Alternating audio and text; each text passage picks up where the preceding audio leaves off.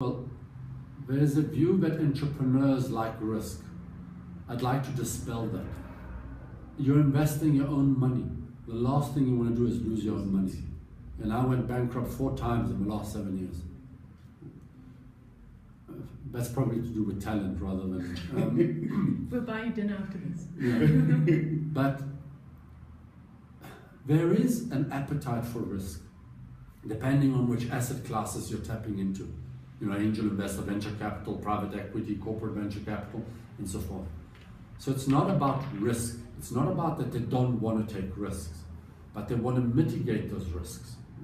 So it's saying, okay, I'm going to cross the road. Well, you just want to check left and right. It doesn't mean you're never going to cross the road. It's not that people don't want to innovate, but they want to say, okay, if that innovation only cost me 10,000 Rand, it's one thing. But if you're asking me to bet the whole house on something never been tried before, let me just be cautious how we go about doing that. So it's also looking at the people who are managing money. They have a fiduciary duty to those who gave them the money. Give an example, I chair the fund, 2 funds for the government for entrepreneurs. Now the mandate to us is that's taxpayers' money, so you've got to be careful with it. Yeah. However, we want to fund startups, ideas that nobody else would fund. So what we do is we put all the safety measures in place to ensure that, or to reduce the risk of you failing as a business. You can never guarantee success. Yeah. But so you put safety measures in place. It's all about mitigating risk. All right. One question from me again. I saw on the website another thing. You've got like apps, yes. applications. That to me says using technology, maybe social media as well. How is that been working for you, and when did it start, and how is that working so far? So apps was the biggest disaster I've ever tried to do. Remember, I didn't understand my own business. Yeah. We are a B2B business. We sell to healthcare service providers. Yes. None of them want apps. None of them want to spend the day inputting vitals on the screen this size. They have a laptop, they'll work on a laptop or a computer. So we developed a couple of apps and they failed abysmally. Apps are very good in some specific instances. Yeah. I haven't cracked it yet. I don't know how to do that. That's from the apps as a service provision. Yeah. But there's different schools of thought. So I am wrong sometimes. So there's some people who are successful. Huh? You're wrong. I'm glad you're recording this. You've got cowboy boots on. Could you just kick her? The social media part does great for branding and advertising marketing, but it also is our Achilles heel, in my case. So I found that it raises our profile too fast and too quickly and too much. So it attracts articles and journalists and this and the case study done at Gibbs and all those things which make us appear much larger and powerful than we really are. And sometimes that publicity works against you when you're negotiating, when you don't have the resources. So a company came to us and says, can you roll out across Africa? Yes, if you repay us, maybe, and then only in 6 months' time. So there's sometimes it's counterintuitive, but publicity is not a good thing. That's why if you look online, remember the software I told you we invested 6 million in? Yes. You will not find a single mention of that software anywhere.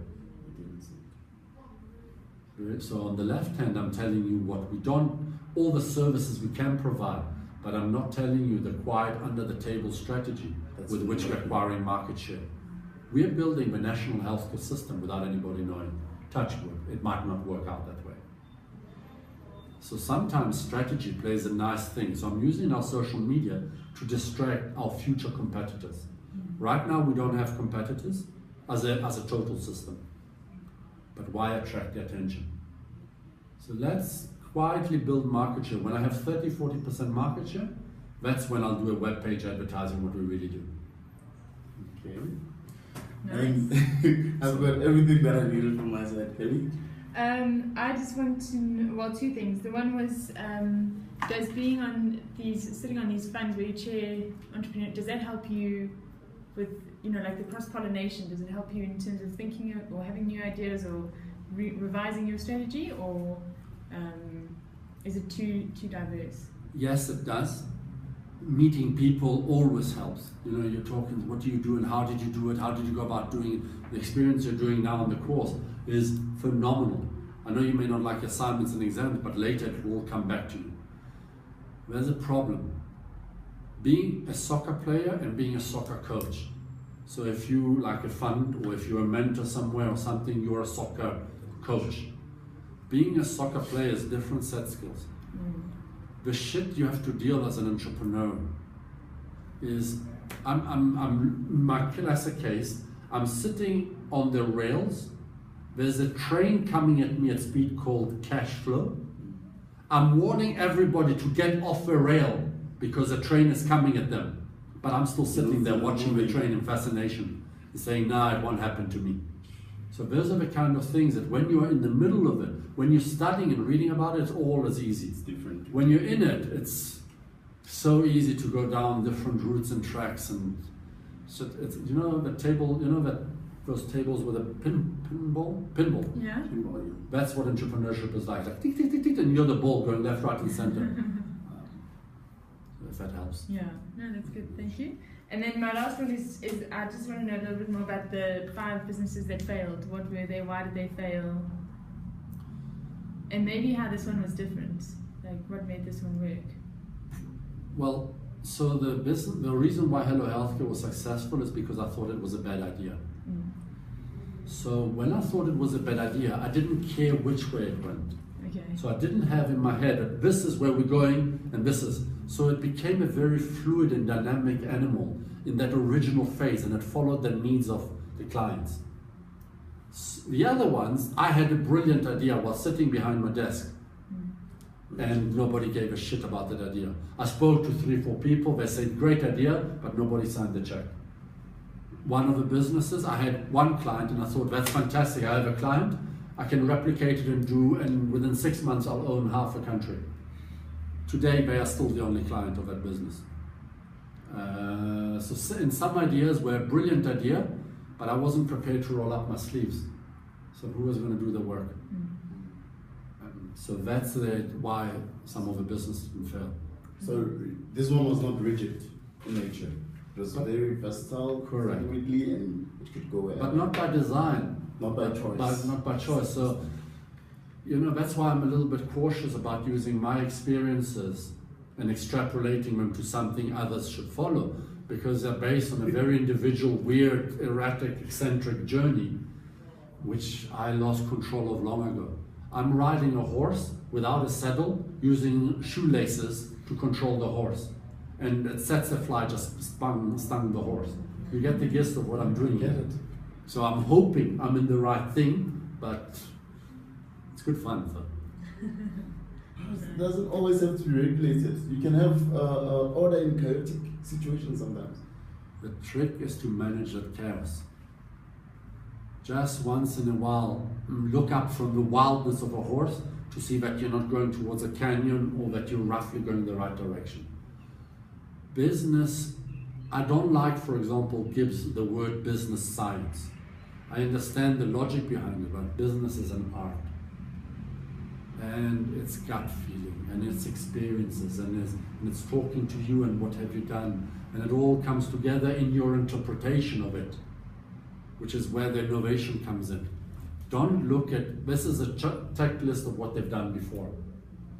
It's where your gut feeling experiences. After you've done, what's his name, Malcolm Gladwell, after you've done 10,000 samples from the earth, you will probably already know what you can expect in certain areas based on experiences versus somebody who just graduated or did their masters. Yeah, with all the theories, but they've never been there. Correct. Business is the same thing. It's the more shit you do, the more mistakes you do, the more your gut feeling starts becoming accustomed as to what works and what doesn't in the real world, not in the business book world. Sorry, I'm lecturing, apologies. When's the test? Patronizing. When is the test? It's a 6-hour multiple choice questions. Bring your calculator and must have at least 40 digits. Okay. At least 40. I don't. Is there anything else? Anything that we've missed? Any nuggets? So this is about creativity and innovation.